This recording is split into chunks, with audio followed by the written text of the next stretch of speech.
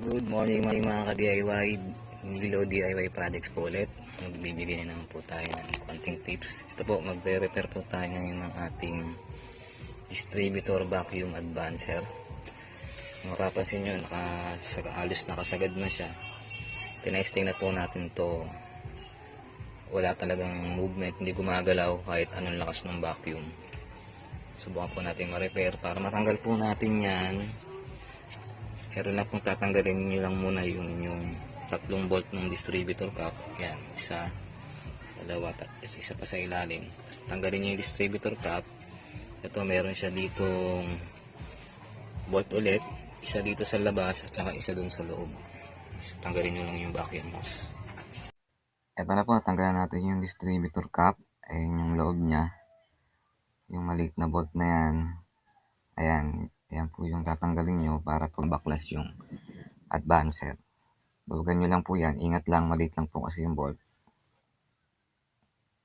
Kasi yan, ayan po siya pagka natanggal nyo na. Picturean nyo lang po muna para may babalikan kayo pagka ibabalik nyo na. Ayan, ayan po siya pagka tanggal nyo na. Pwede nyo na yung grinderin yung mga gilid. Bawat gilid nya grinderin nyo para matuklat nyo siya at mabuksan.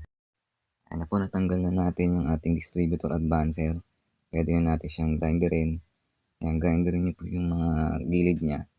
Paikot para matuklat nyo yung mabuksan. Pag nabuksan nyo na,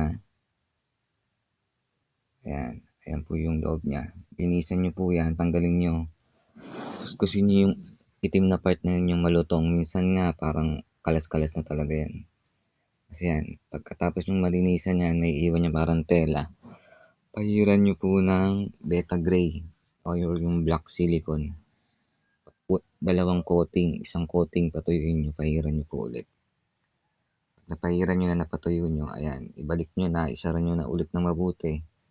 Pukpukin nyo ulit. Pagka napukpok nyo yung paikot na yan, lagyan nyo po ulit ng beta gray. Kailangan maganda po yung pagkakalagay nyo ng beta gray. Kailangan selyado po siya. Natin vacuum advancer, ayan. Testing.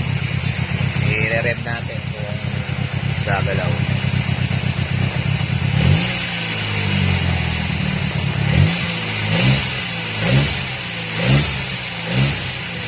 Na-install na rin natin mga ka-DIY. Ayan, lagyan lang natin ng beta gray yung mga binungi natin ng grinder kanina. Ayan. Mapapansin nyo yung position ng ating distributor. Ayan, naigit na ako na kasi dati